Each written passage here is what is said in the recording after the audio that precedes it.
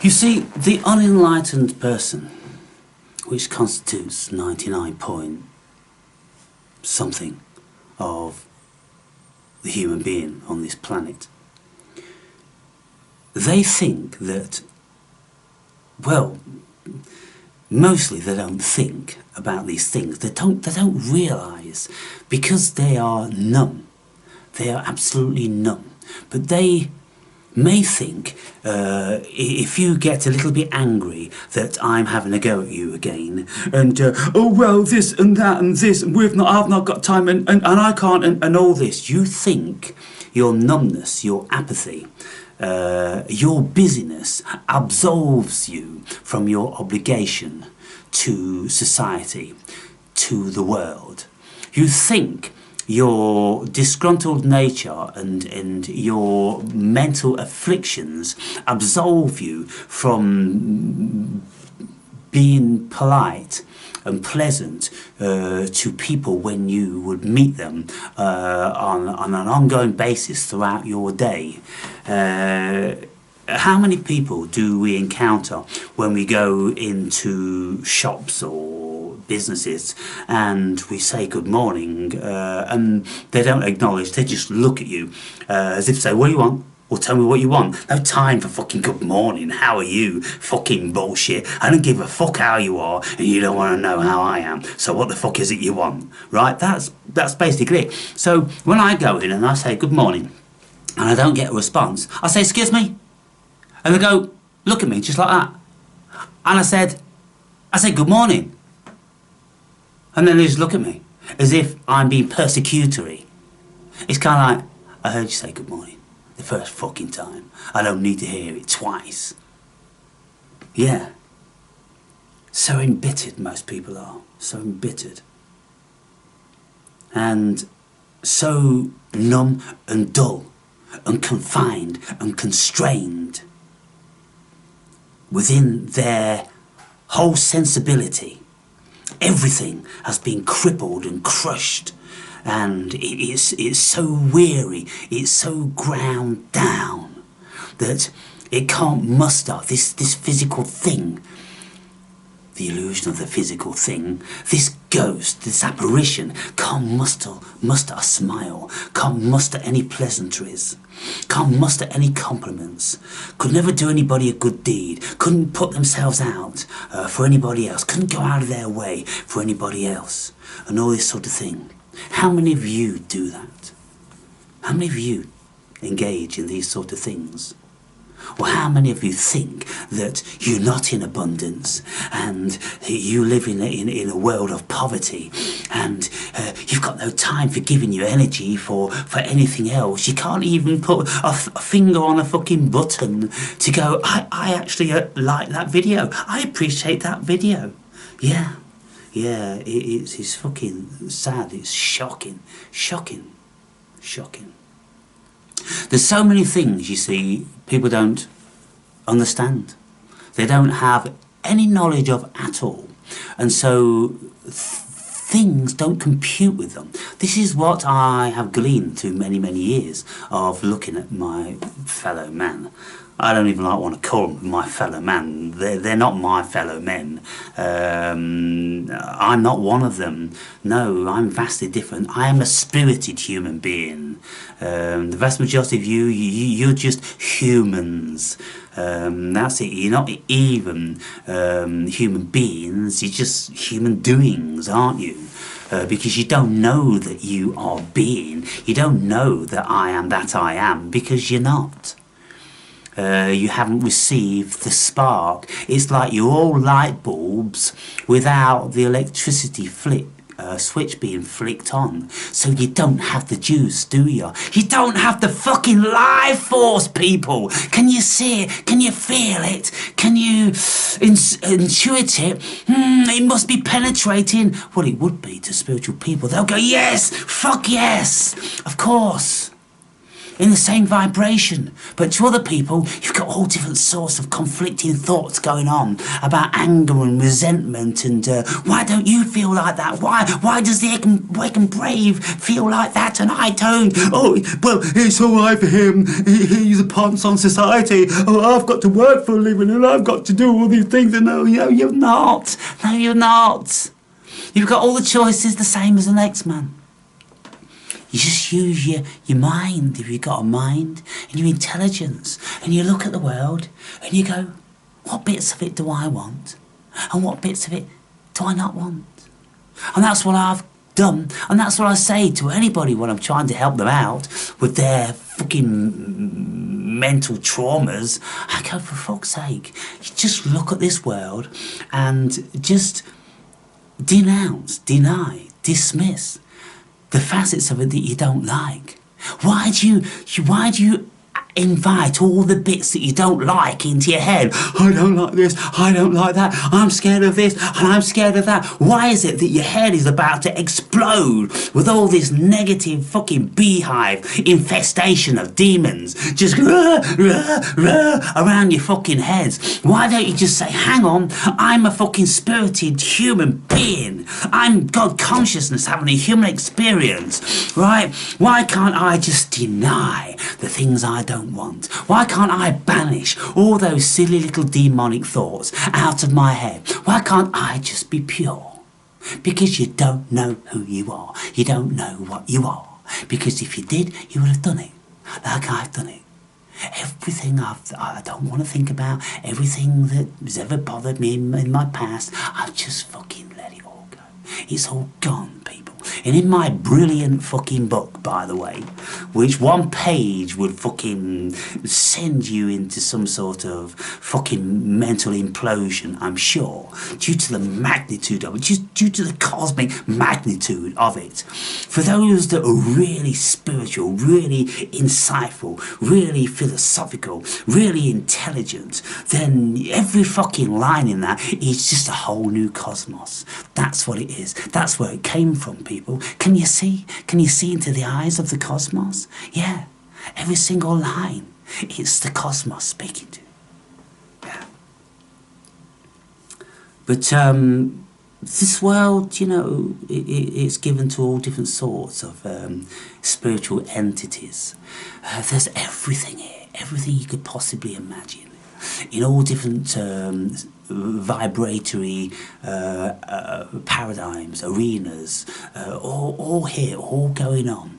And if you want to, you can, you know, engage in necromancy. If you want to, you can leave the body and go into astral planes, and you can see devils and angels and any other number of things. You can do all that if you want to. You've just got to turn your mind to what you want. You've just got to realise that you are actually fundamentally God. And even though, for some bizarre reason, God has chosen with many of you to live very, very, very dull and meaningless lives, probably to feed us, of course. You see, when we look at ant colonies, we see that the whole of the ant colony is serving the queen, which gives birth to the larvae, which creates the whole of the individuated variety of worker to keep self-replicating, self-replicating, self-replicating. And so when the queen dies, another one takes its place to self-replicate, self-replicate, self-replicate. So what is a beehive? It's just a self-replicating energy field of genius intelligence.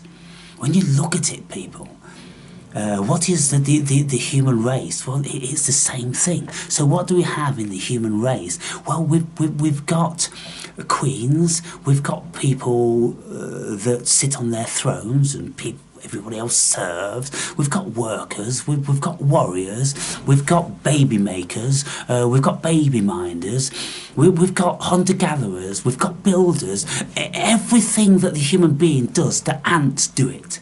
Only they seem to be doing it much more effective because they don't kill themselves. They don't seem to have a problem with themselves.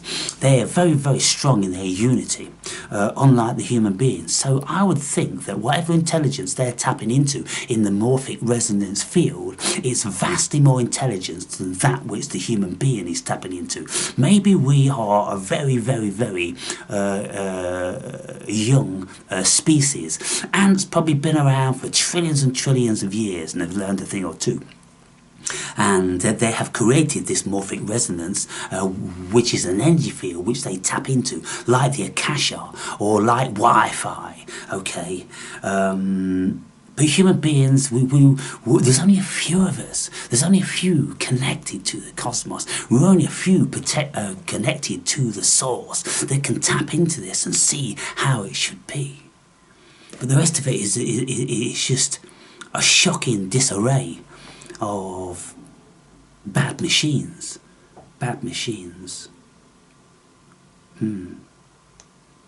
And so already I've spoken about some very, very powerful things. There's been 1,000 subject matter that I've broached upon, and yet you won't have anything to say, will you? Again, isn't it incredible? Don't you feel intimidated? Don't you feel really bereft when you listen to me speak like this? Coming from the depth of the cosmos. Speaking like I am the cosmos. Why? Because I am. Anybody that's spiritually connected is living in source. We are living in source. We know that we are the cosmos. And we are role-playing in this dream within the mind of God.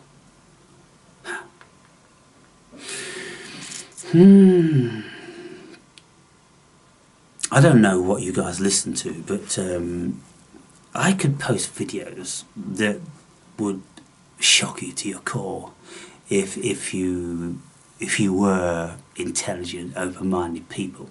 If you could get through the first few minutes without being excessively judgmental and closing it down because the information was just too much for you.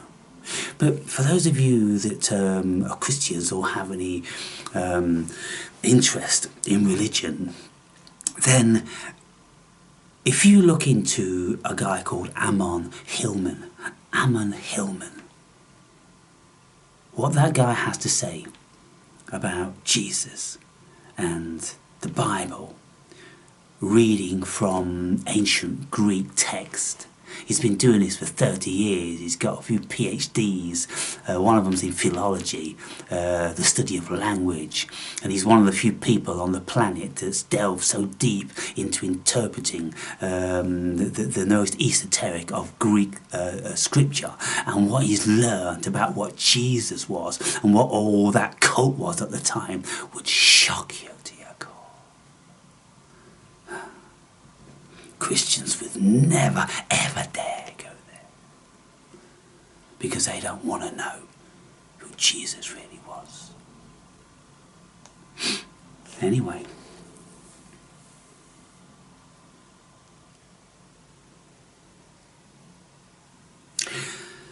some people are born to be queens.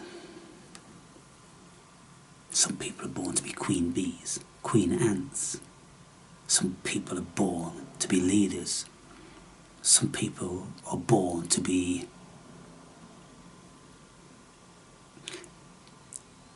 the messengers that bring information to the herd. And the vast majority are just functionary beings. Most of you are functionary beings. You just are worker ants, worker bees. That's all you'll do. You'll never think about anything. And I can't think for the life of me why you even watch my videos. Because they can't be touching you. You cannot watch my videos without being touched if you're a spiritual person, if you are a cosmically connected person. Because you'll just be going, fuck yeah, fuck yeah, fuck yeah. There's another person that knows it. There he is. That's him. He knows it. He knows it. Yeah. But you don't. You watch the videos and you go, I don't know what you're feeling. Nothing. Nothing. You can't be feeling anything. Can't be feeling anything, people. You're dead. You're dead. And I've often spoke about this little old lady, Dolores Cannon, who speaks the wisdom of the cosmos. And she's sitting there in her thick-knit woolly pullover, which she's probably knitted herself. She's got her grey hair all in these roller curls, you know, and all that. And she sits there as if she should be knitting, but she's not. She's dressing the fool. And she says, there's only a few of us, you know. The vast majority are just backdrop people. They're just extras in our movie. Wow. What a profound little old lady. Wow. Why is she so genius and you're so dumb? Why is that? Why does the cosmos bless some people and not others? Well, it's simply because this dream thing that's going on has a certain rule, structure to it, and there has to be an adherence to all of these fictions to make it function, to give the fiction the delusion of a reality. And the vast majority of you have bought into that fiction.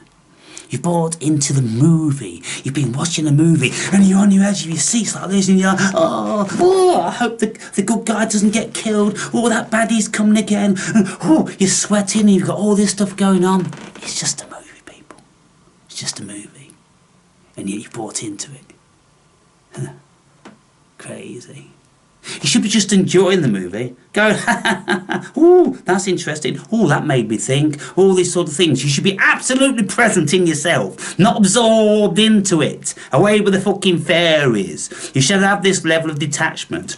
Like spiritually connected people are. We know that we're looking at a movie.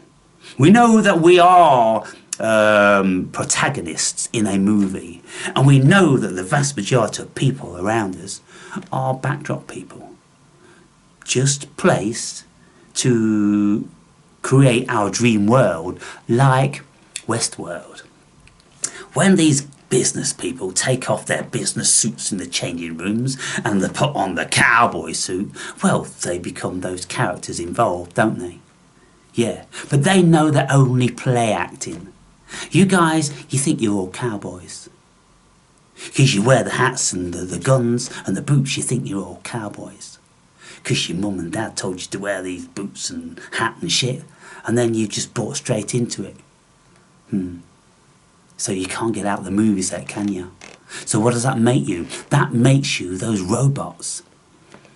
You're the robots that spiritual people come to have sex with and gun down and beat the fuck up in bar fights and things like that. That's what you are. All those things happen to you in your life? Of course they have. Yeah. There you go then. Hope you're making some realizations now, people. Or is this too wild for you? Is it too wild that you could possibly be the Westworld without even realizing it?